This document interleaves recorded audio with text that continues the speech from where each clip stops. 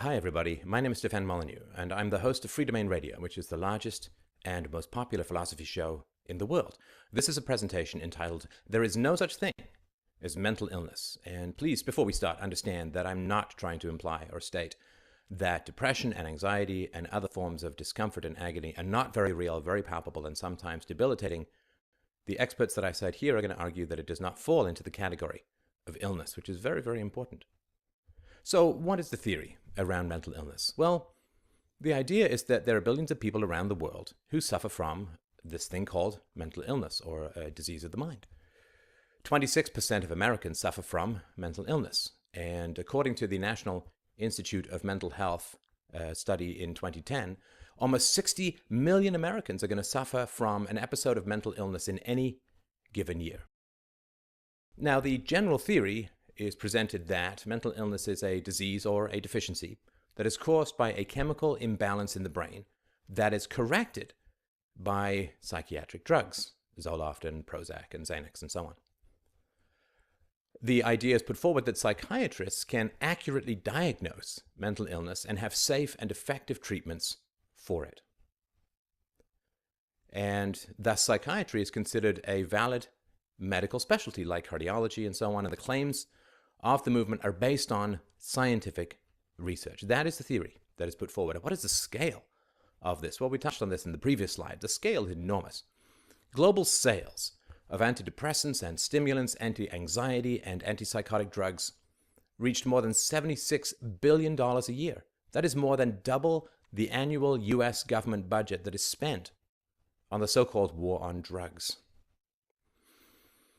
Internationally, 54 million people are taking antidepressants, which are known to cause addiction, violence, and homicidal behavior. Last year, this is 2011, last year 1 in 4 women were taking mental health meds last year. 20% of all Americans, that's 15% of men. 20 million school children worldwide have now been diagnosed with these mental disorders and prescribed cocaine-like stimulants and powerful antidepressants as treatment. Psychiatric drug use and abuse is surging worldwide. More than 100 million prescriptions for antidepressants alone were written in 2002 at a cost of $19.5 billion. 1 in 7 prescriptions in France, for instance, includes a psychotropic drug, and more than 50% of the unemployed, almost 2 million people, take psychotropic drugs. Combined spending on antipsychotic drugs and antidepressants jumped from around $500 million in 1986 to nearly $20 billion in 2004. The scope is huge. Driven by DSM. A DSM is the diagnostic manual for psychiatrists. Started off with just a few dozen, and now there are hundreds and hundreds of diagnoses of these mental illnesses.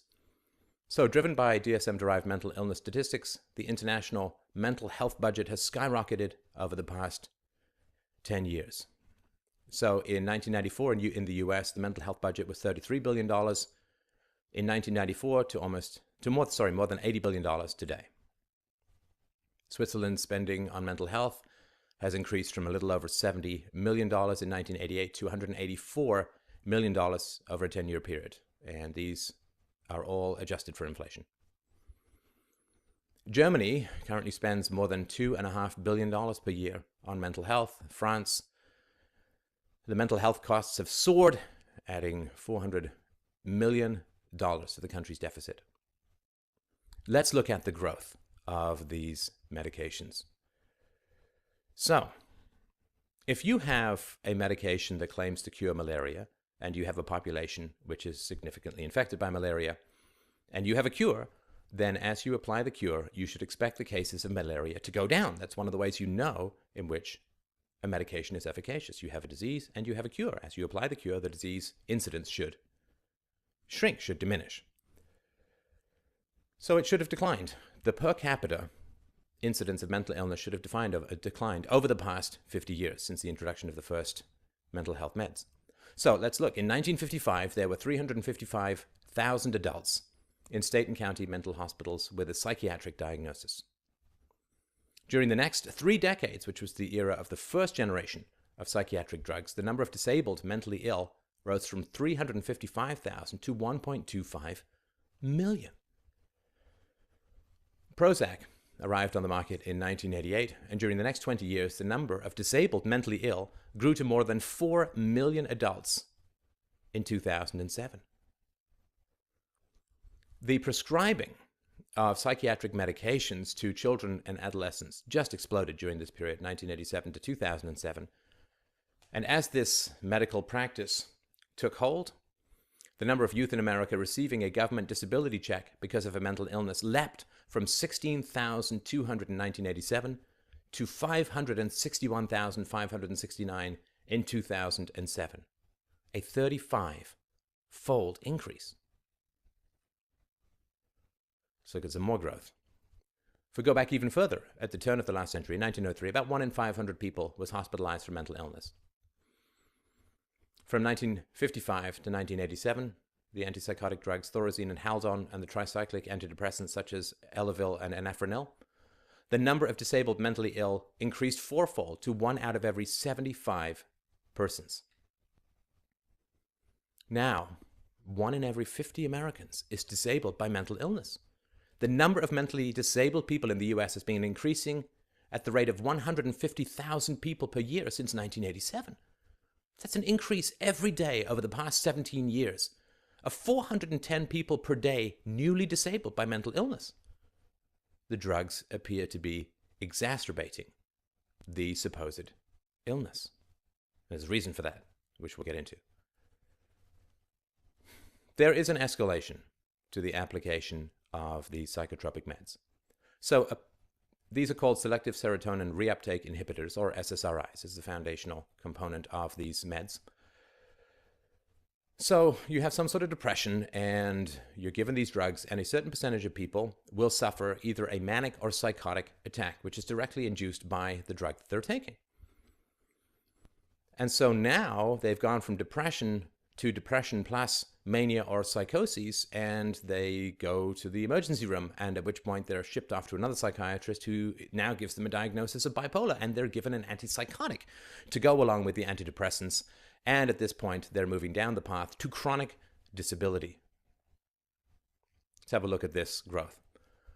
These are disability claims or recipients under the age of 65 diagnosed by mental illness from 87 to 2007. You can see they're just going way up and way up and way up. This is not a cure. Oh, the kids. From 1990 to 2010, as we mentioned, the number of disabled mentally ill children rose 35 times. Mental illness is now the leading cause of disability in children. 50% of the total kids on SSI rolls in 2007 were considered mentally ill, mentally disabled. In Massachusetts, 60 to 70% of kids in foster care are now on psychiatric drugs. Why? Do they have some genetic difference? No. They're in foster care. They're traumatized. Kids are often put on antidepressants or stimulants like Ritalin. Stimulants can cause mania. Stimulants can also cause psychosis, and this puts the kids on the escalating meds problem. So, what is the fundamental issue that is occurring?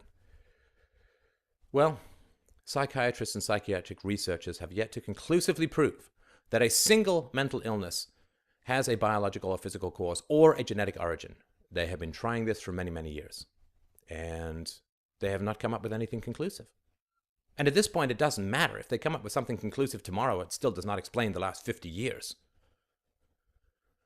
Psychiatry has yet to develop a single physical test that can determine that whether or not an individual has a particular mental illness. There is not a single blood test or brain scan or MRI or anything like that which can determine whether anybody has a single or particular mental illness. The Diagnostic and Statistical Manual of Mental Disorders, this is the DSM-4, there's a DSM-5 coming out with newly minted, fresh categories of psychiatric disturbance coming out in 2012. And remember, at one point, homosexuality was considered a mental illness. Now it's not. They voted in and out of existence. So this DSM uses behavior, not physical symptoms, to diagnose mental illness. It lacks both scientific reliability and validity. It's a checklist of behavior. It is not a physical test. Let's look at the lack of evidence. Surgeon General's report, 1999, states that the precise causes or etiology of mental disorders are not known. There is no definitive lesion, laboratory test, or abnormality in brain tissue that can identify a mental illness. If you have an infection, you have red, you have swelling, you have increased white blood counts, you can't find anything like that when it comes to these so-called mental illnesses. The textbook of clinical psychiatry, again from 1999, states, validation of the diagnostic categories as specific entities has not been established. This is 40 plus years into the mass medication of millions of people. Psychiatric disorders are not medical diseases. There are no lab tests, no brain scans, no x-rays, or chemical imbalance tests that can verify that any mental disorder is a physical condition. Let's hear from the experts, which of course I'm not one of. Dr. David Kaiser, psychiatrist, says, modern psychiatry has yet to convincingly prove the genetic/biological cause of any single mental illness. Patients have been diagnosed with chemical imbalances, despite the fact that no test exists to support such a claim. And there is no real conception of what a correct chemical balance would look like. And the fact that some people claim to feel better after they take these meds is no evidence of cause or deficiency. If you have a headache and you take an aspirin, can it reliably or scientifically be said that the reason you had a headache was because of a deficiency of aspirin? Of course not. Dr. Ron Leifer, psychiatrist, quote, there's no biological imbalance. When people come to me and say, I have a biochemical imbalance, I say, show me your lab tests. There are no lab tests. So what's the biochemical imbalance? Dr. Joseph Glenmullen, Harvard Medical School psychiatrist, quote, while there has been no shortage of alleged biochemical explanations for psychiatric conditions, not one has been proven. Quite the contrary. In every instance where such an imbalance was thought to have been found, it was later proven false. Dr. Elliot Wallenstein, the theories are held on to not only because there is nothing else to take their place, but also because they're useful in promoting drug treatment. Let's keep going.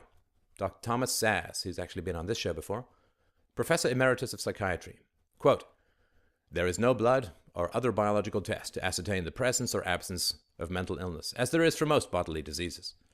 If such a test were developed, then the condition would cease to be a mental illness and would be classified instead as a symptom of bodily disease. Dr. Sidney Walker, the third, quote, I believe until the public and psychiatry itself see that DSM labels are not only useless as a medical, quote, diagnosis, but also have the potential to do great harm, particularly when they are used as means to deny individual freedoms or as weapons by psychiatrists acting as hired guns for the legal system. Bruce Levine, PhD, author of Common Sense Rebellion, quote, no biochemical, neurological, or genetic markers have been found for attention deficit disorder, oppositional defiant disorder, depression, schizophrenia, anxiety, compulsive alcohol and drug abuse, overeating, gambling, or any other so-called mental illness, disease, or disorder. Tana Dineen, PhD psychologist, unlike medical diagnosis that convey a probable cause, appropriate treatment, and likely prognosis, the disorders listed in DSM-4 are terms arrived at through peer consensus. Dr. Joseph Glenmullen again, quote, no claim for a gene for a psychiatric condition has stood the test of time in spite of popular misinformation. David Kaiser, psychiatrist, quote, modern psychiatry has yet to convincingly prove the genetic/biologic cause of any single mental illness. Dr. Fred Bowman, Jr., child neurologist, fellow of the American Academy of Neurology, quote, in 40 years, quote, biological psychiatry has yet to validate a single psychiatric condition/diagnosis as an abnormality or disease, or as anything neurological, biological, chemically imbalanced, or genetic. Definitions of disease. Dr. Colin Ross says, the way things get into the DSM is not based on blood test or brain scan or physical findings. It's based on descriptions of behavior. And that's what the whole psychiatry system is.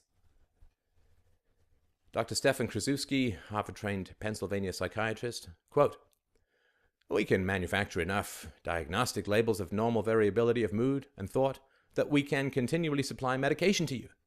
But when it comes to manufacturing disease, Nobody does it like psychiatry. Dr. Thomas Dorman, quote, "In short, the whole business of creating psychiatric categories of, quote, disease, formalizing them with consensus, and subsequently ascribing diagnostic codes to them, which in turn leads to their use for insurance billing, is nothing but an extended racket, furnishing psychiatry a pseudo-scientific aura. The perpetrators are, of course, feeding at the public trough." The creation of, quote, disease. Psychiatry's diagnostic criteria are literally voted into existence and inserted into the American Psychiatric Association's Diagnostic and Statistical Manual for Mental Disorders. What is voted in is a system of classification of symptoms that is drastically different from and foreign to anything else in medicine. None of the diagnoses are supported by objective evidence of physical disease, illness, or any kind of science. Voting in illness. What does this process look like? Mental disorders are established without scientific basis and procedure. The low level of intellectual effort was shocking. This is according to a psychologist attending the DSM hearings. Diagnoses were developed by majority vote, on the level we would use to choose a restaurant. Then it's typed into the computer. It may reflect on our naivete, but it was our belief that there would be an attempt to look at the things scientifically. Lynn Rosewater, a psychologist who attended a DSM hearing presided over by one of the manual's leading architects, psychiatrist Robert Spitzer, reported, quote, "They were having a discussion for a criterion about masochistic personality disorder, and Bob Spitzer's wife, a social worker and the only woman in that meeting, on Spitzer's side of the debate, says, 'I do that sometimes.' And he says, 'Okay, take it out.' You watch this and you say, wait a second, we don't have the right to criticize them because this is a science?" Schizophrenia. Edward Drummond, MD, Associate Medical Director at Seacoast Mental Health Center in Portsmouth, New Hampshire, says, "There is no accepted etiology of schizophrenia, although there have been many theories. The unfortunate truth is that we don't know what causes schizophrenia or even what the illness is." Thomas Saz again says, in his book Schizophrenia, the Sacred Symbol of Psychiatry, "There is, in short, no such thing as schizophrenia." In the epilogue of their book Schizophrenia, Medical Diagnosis or Moral Verdict, Theodore Sorbin and James Mancuso say, quote, "We have come to the end of our journey. Among other things, we have tried to establish that the schizophrenia model of unwanted conduct lacks credibility. The analysis directs us ineluctably to the conclusion that schizophrenia is a myth." Efforts to prove a biological basis for so-called schizophrenia have invoked brain scans of pairs of identical twins when only one is a supposed schizophrenic. And they do indeed show that the so-called schizophrenic has brain damage his identical twin lacks. The flaw in these studies, of course, is that the so-called schizophrenic has inevitably been given brain-damaging drugs, called neuroleptics, as a so-called treatment for his so-called schizophrenia. It is these brain-damaging drugs, not schizophrenia, that has caused the brain damage. Anyone treated with these drugs would have such brain damage. The inefficacy of these medicines. After thousands of studies, hundreds of millions of prescriptions, and tens of billions of dollars in sales, two things are certain about pills that treat depression. Antidepressants like Prozac, Paxil, and Zoloft work. And so do sugar pills. A new analysis has found that in the majority of trials conducted by drug companies in recent decades, sugar pills have done as well as, or better than, antidepressants. Companies have had to conduct numerous trials to get two that show a positive result, which is the Food and Drug Administration's minimum for approval. So you need two that show positive results. You'd expect in the bell curve distribution of drug trials, you would get two positives eventually. You just keep running them until you get the two positives, and then you say, look, we have a pill that cures depression. What's more, the sugar pills, or placebos, cause profound changes in the same areas of the brain affected by the medicines, according to research published recently. One researcher has ruefully concluded that a higher percentage of depressed patients get better on placebos today than 20 years ago. So what that means is, even if you're given a placebo, and possibly It's the care and attention given to the problem, to the person, that helps this. But the brain changes, whether you're on these drugs, which harm the brain, or you're on a placebo, which doesn't.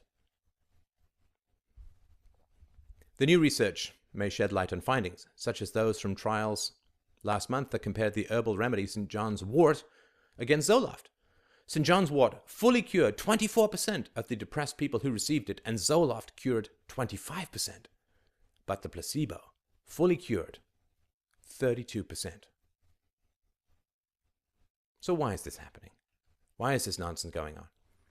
Well, according to Dr. Margaret Hayden, psychologist and author of Horrors of the Court, The Fraud of Psychiatric Testimony and the Rape of American Justice, is blunt about the real motive that lies behind the DSM voting system. Quote, "If you can't come up with the diagnosis, you can't send a bill."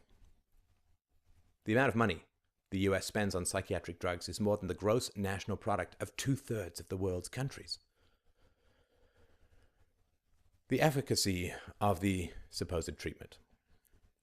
In an 8-year study, the World Health Organization found that severely mentally disturbed patients in 3 economically disadvantaged countries, whose treatment plans do not include a heavy reliance on drugs, India, Nigeria, and Colombia, found that patients did dramatically better than their counterparts in the United States and 4 other developed countries. A follow-up study reached a similar conclusion. And by the by, if you've seen the movie A Beautiful Mind, Professor Nash is portrayed in the movie as having gotten better as a result of being on medication. This is not true.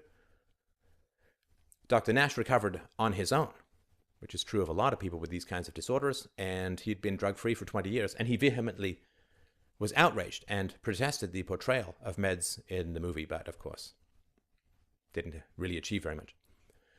In the US in the 1970s, the late Dr. Lauren Moshe's Soteria House experiment was based on the idea that schizophrenia can be overcome without drugs. Soteria clients who didn't receive neuroleptics actually did the best compared to hospital and drug-treated control subjects. Swiss, Swedish, and Finnish researchers have replicated and validated the experiment and are still using this today. In Italy, Dr. Giorgio Antonucci dismantled some of the most oppressive psychiatric wards by treating severely disturbed patients with compassion and respect and without drugs. Within months, the most violent wards became the calmest, because the meds produce violence in people. And remember, people diagnosed with mental disorders have no known problems with their neurotransmitter systems, and these drugs perturb or disturb the normal functioning of neurotransmitters. The drugs cause the problems.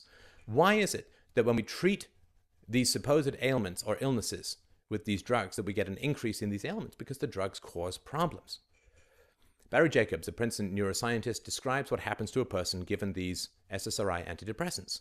These drugs, he said, alter the level of synaptic transmission beyond the physiologic range achieved under normal environmental biological conditions.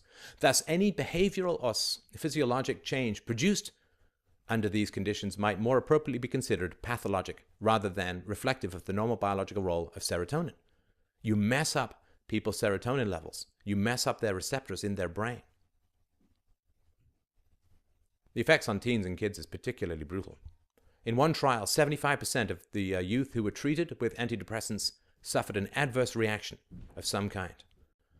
In one study by the University of Pittsburgh, 23% of children treated with an SSRI developed mania or manic-like symptoms. An additional 19% developed drug-induced hostility. Remember all these school shootings?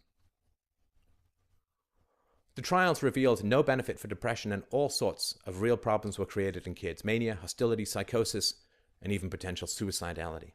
This is why the recent black box labels have been put on these drugs. Psychiatry has, unfortunately, a strong history with racism. So, for instance, in Britain, black men are 10 times more likely to be diagnosed as schizophrenic than white people, and more likely to be prescribed and given higher doses of powerful psychotropic and mind-altering drugs. They're also more likely to receive electroshock treatment, which is 400 volts of electricity burning through somebody's brain, and to be subjected to physical and chemical restraints. What's the biological basis for this? There is none. In the US, African American and Hispanic children in predominantly white school districts are often classified as learning disabled more often than whites. This leads to millions of minority children being hooked onto prescribed mind-altering drugs, some more potent than cocaine, to treat this, quote, mental disorder. On the other side of the time pendulum, we have elderly abuse. So these tranquilizers, also known as benzodiazepines, can be addictive after only 14 days of use. In Australia, the elderly are prescribed these psychoactive drugs in nursing homes for being noisy, for wanting to leave the nursing home, and for pacing. In Canada, between 1995 and March 1996, 428,000 prescriptions for one particular highly addictive tranquilizer were written, with more than 35% of these for patients 65 and older. This is livestock management. British coroner's reports showed benzodiazepines as more frequently contributing to unnatural death each year than cocaine, heroin, ecstasy, and all other illegal drugs. Antipsychotic drugs, such as Zyprexa, Risperdal, and Seroquel, place the elderly at increased risks of strokes and death and have a box warning to emphasize the risk. SSRIs cause suicidal thoughts and behavior. Paxil, for example, is 7 times more likely to induce suicide in people taking it than those taking a placebo or sugar pill, according to a Norwegian study. In the US, 65-year-olds receive 360% more shock treatments than 64-year-olds. Why? Because at the age of 65, government insurance coverage for shock typically takes effect. It's being driven by finance. Elderly death.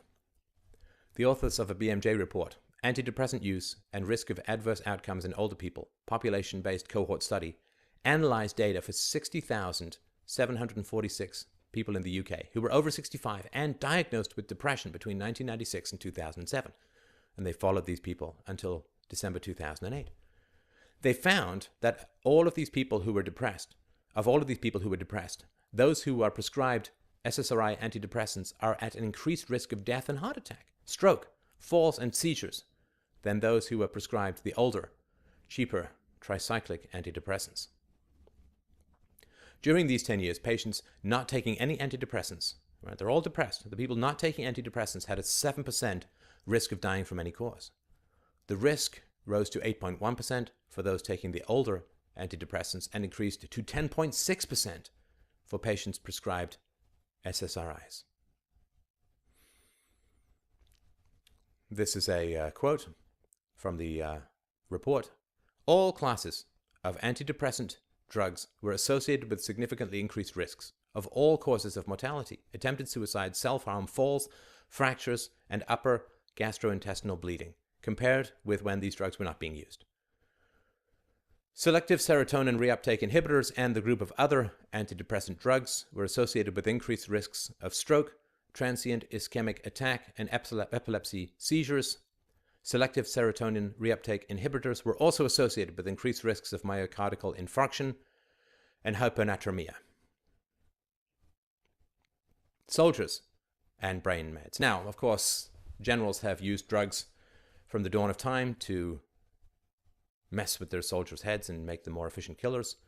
George Washington ordered rum rations at Valley Forge. During World War II, the Nazis fueled their blitzkrieg into France and Poland with the help of an amphetamine known as Pervitin. The US Army also used amphetamines during the Vietnam War. And actually, the very word assassin is derived from the word hashish, which was used to train Muslim assassins in the Middle Ages. 1 in 6 military members is prescribed psychiatric drugs, such as Zoloft, Lexapro, Paxil, or Prozac, even though the FDA warns that antidepressants increase the risk of suicidal thinking and behavior in some. Combat veterans and PTSD. According to government data, 10 to 20% of soldiers who see heavy combat develop lasting symptoms of post-traumatic stress disorder, or PTSD. And about a fifth of those who are treated are prescribed an antipsychotic drug. The JAMA report by prominent psychiatrists on the faculty of Yale University examined the treatment outcome for veterans suffering from PTSD, whose treatment with SSRI antidepressants failed and who were then prescribed antipsychotics. The finding after 6 months of treatment was that veterans who were prescribed Risperdal were doing no better than a similar group of 124 veterans who were given a placebo. About 5% in both groups recovered and 10 to 20% reported at least some improvement based on standardized measures. Interestingly enough, whenever there's a major tragedy, the grief counselors come swooping in. Studies have shown that those who receive grief counseling are far worse off mentally after the event than those who receive none. Quote, "We didn't find any suggestion that the drug treatment was having an overall benefit on their lives," said Dr. John Crystal, the director of this study. Murder, violence, suicide. A lot of people have been under the care of psychiatrists and subject to these kinds of terrible drugs who had pretty wretched outcomes. Ernest Hemingway, France's great writer Antonin Artaud, jazz singer Billie Holiday, Julie Garland, Marilyn Monroe, Vivian Leigh, Kurt Cobain, the great Michael Hutchins, the comic Phil Hartman. The list goes on. 66 school shootings and incidents have been reported or recorded involving these SSRIs. Let's look at the physical damage. The brain-damaging potential of Ritalin and other of the psychostimulants, most of them amphetamines, have become increasingly clear. These drugs cause brain atrophy, that is brain shrinkage. Over the past 15 years, psychiatric researchers have maintained that the brains of children with ADHD, as seen on brain scans, were on average 10% smaller than those of normal control groups. Of course, what they have withheld from the public and their readership and professionals that attend their professional meetings is that virtually all of the ADHD subjects in these many studies over the past 15 years had been on long-term stimulant treatment, and that this treatment was the only physical difference between the ADHD subjects and the normal control group. Of course their brains were smaller. It's a known effect of ADHD drugs. A study that was highlighted in Miami. Researchers found that brief low-dose amphetamine use in primates caused possibly permanent cognitive impairment. What about the antipsychotics? Well, these antipsychotics profoundly block dopamine receptors. They block 70 to 90% of the dopamine receptors in the brain. So the brain adapts. What does it do in return? It sprouts about 50% more dopamine receptors. It tries to become extra sensitive to dopamine. It's like if you blind yourself, you become much better at hearing. So basically, when you give somebody antipsychotics, you're creating within them an imbalance in the dopamine system in the brain. So like on the one hand, it's like you've got the accelerator down, that's the extra dopamine receptors, and the drug is the brake trying to block this. But if you release that brake, if you abruptly go off the drugs, you now do have a dopamine system that's overactive as a result of this medication. You have too many dopamine receivers. And what happens? People who go abruptly off the drug tend to have severe relapses. So, of course, if you're mucking up the dopamine system, you're increasing the risk of psychoses, which leads to another diagnosis and more medication. And when you look at people medicated on antipsychotics, you start to see a shrinking of the frontal lobes, the crucial area that makes us human, allows for higher functioning. Ritalin and cancer risks. So researchers fed Ritalin to adult mice over a 2-year period at doses close to those prescribed to children. The mice developed statistically significant incidences of liver abnormalities and tumors, including highly aggressive rare cancers known as hepatoblastomas. The National Toxicology Program concluded that Ritalin is, quote, a possible human carcinogen and recommended the need for further research. Have you heard about this? Apart from cancer risks, there is also suggestive evidence that Ritalin induces genetic damage in blood cells of Ritalin-treated children. All this for an illness that is not an illness. Concerns on Ritalin's cancer risk are more acute in view of the millions of children treated annually with the drug and the escalating incidence of childhood cancer by some 35% over the last few decades, quite apart from the delayed risks of cancer in adult life. We've been pumping this drug into millions of children. We've got a 35% increase in cancer. Researchers in Ireland reported in 2003 that since the introduction of the atypical antipsychotics, the death rate among people with schizophrenia has doubled. So according to the experts, psychiatry is a pseudoscience. So this is some approaches to what actually makes a scientific discipline. So this is some philosophers of science, especially Karl Popper. So if a theory is going to qualify as hard science, it's got to have the following characteristics. parsimony, as straightforward as the phenomena to be explained allow, since Occam's razor, the most simple and brief explanation. Empirically testable and falsifiable. What's falsifiable about mental illness? Can't find it anywhere. How do you know that you don't have it? And people have gone, professors and researchers and reporters have gone into psychiatric wards and then have acted completely normal and have almost never been released, even when the other patients know that they're shamming. Psychiatrists never seem to. Is the theory changeable? Were changes made to the theory as new data is discovered? Well, if these drugs are supposed to treat these illnesses and the illness gets worse, is the drug regimen changing? No. Progressive. It encompasses previous successful descriptions and explains and adds more. Provisional. It's a tentative. The theory does not attempt to assert that it is a final description or explanation. How many of these does psychiatry accord with? Psychiatrists Colin Ross and Alvin Pam maintain that biopsychiatry does not qualify as a science on many counts.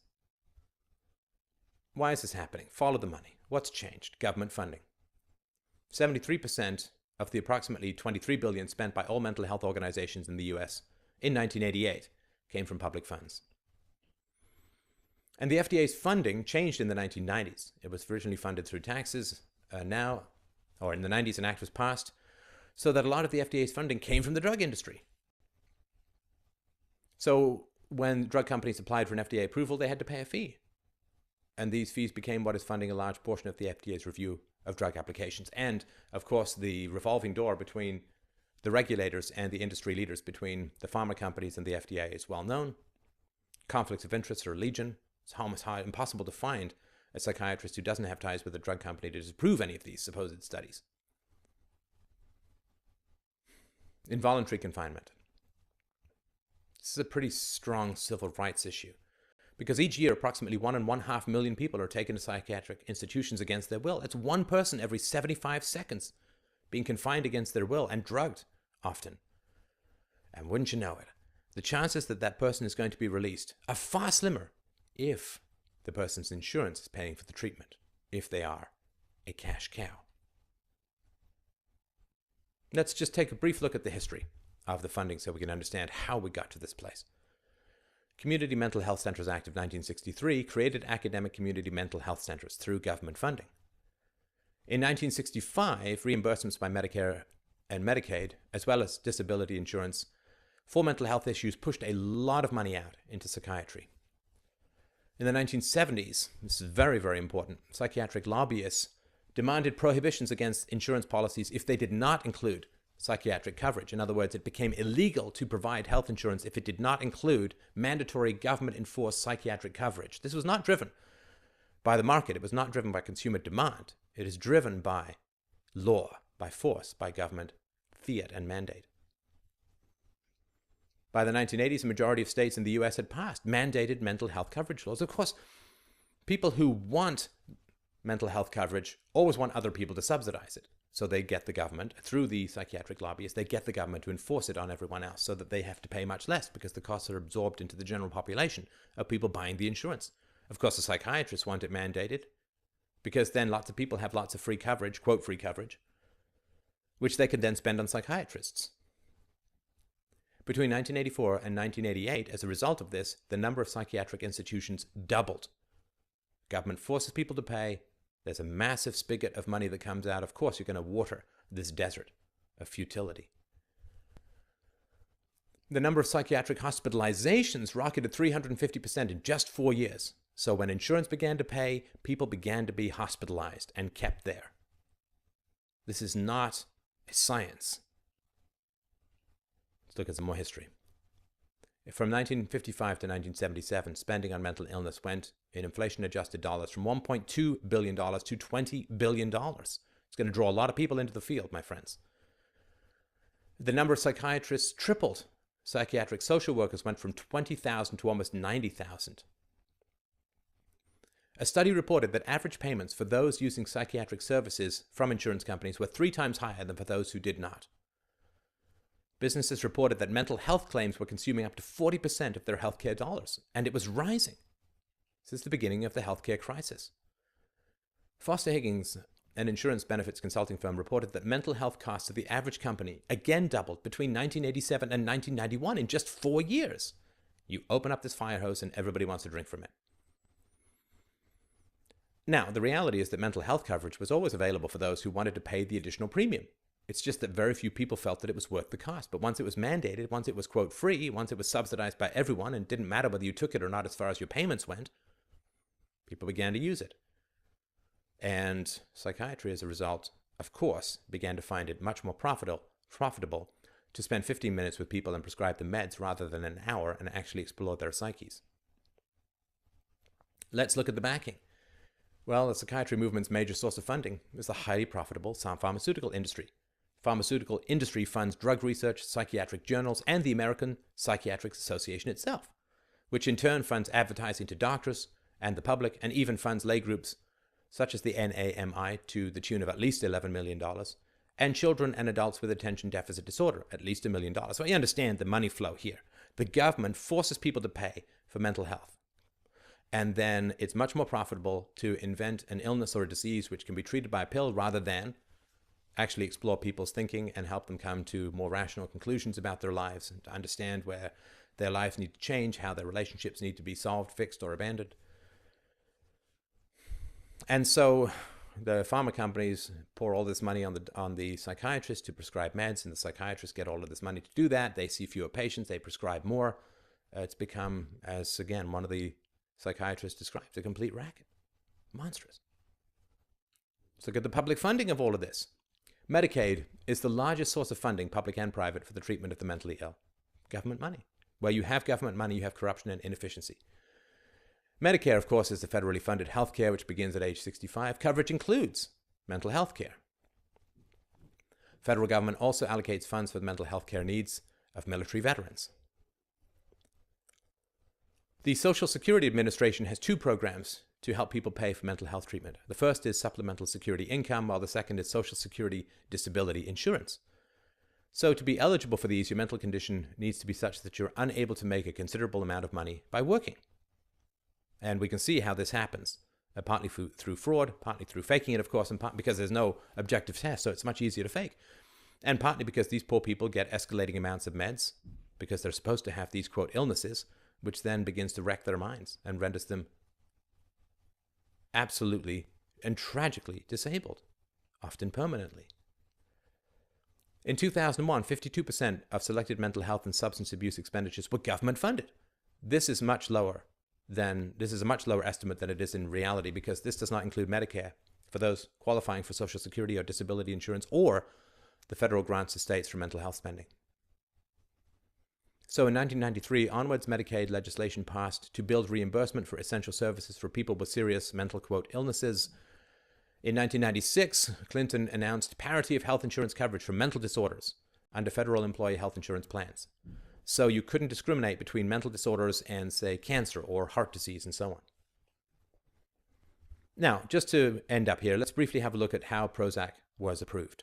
Now, this is truly appalling. So the studies to approve Prozac were performed by the manufacturer's own hand-picked doctors who chose to ignore evidence of Prozac's stimulant properties, right? The aggression and suicidality and psychoses. And patients who became agitated when being given this stimulant were administered sedatives such as Klonopin, Ativan, Xanax, and Valium. Right? So the drugs that were being tested weren't just Prozac, it was Prozac plus anyone who showed evidence of stimulation being coupled with these sedatives. Researchers lied about the number of people tested. Eli Lilly, the manufacturer, claims that thousands of people received Prozac in controlled clinical trials during its testing phase. In actuality, the numbers were far lower, since those who failed to complete the studies due to negative side effects were never accounted for. So you start with thousands, and up to half of these people drop out because of serious side effects, and you don't have to count those in your final numbers. In the end, only 286 people were used as a basis for Prozac's approval, and these were people who most likely happened not to experience these horrendous side effects. And tests purposefully excluded all the kinds of patients who would later receive Prozac. So they excluded those who were suicidal or psychotic and afflicted with other emotional or mental disorders, for which this stuff is regularly prescribed. So during the time that Prozac was approved in the late 80s, about 16 other psychiatric drugs passed inspection, and 9 of these have later since had major label changes, introduction of significant black box or other kinds of warnings from the FDA. This was not a safe approval process. Prozac causes biochemical imbalances. So serotonin is a neurotransmitter or chemical messenger that normally connects to receptor sites and fires nerves. Prozac prevents serotonin from being removed from the active place where it's working in the brain. It keeps the sparks alive longer, and as a result, a lot of excess firing takes place. And the brain doesn't like all of this overstimulation and eliminates 30 to 40% or more of these receptors. This is why these drugs are so hard to get off and why relapse, critical worse relapse, is so common. So let's conclude. Look, let's say tomorrow conclusive evidence for biological sources of mental illnesses is discovered. It does not justify the past 50 years at all. It does not justify the past 50 years at all. If I'm running a pyramid scheme or a Ponzi scheme and then I happen to win the lottery and pay off a bunch of people, that doesn't mean that I wasn't running a scam for that long. Suffering and anguish are very, very real. And I don't want to minimize that or say, oh, these people just need to feel better or stiff upper lip or take a cold shower. I mean, this is very serious stuff. I mean, if anyone's interested, I mean, mental illness has afflicted my family just terribly with electroconvulsive therapies, shock treatments, involuntary institutionalization. I mean, it's just been absolutely brutal on my family. The anguish is extremely real. It's very real. It does not qualify, according to these experts, as an illness. And if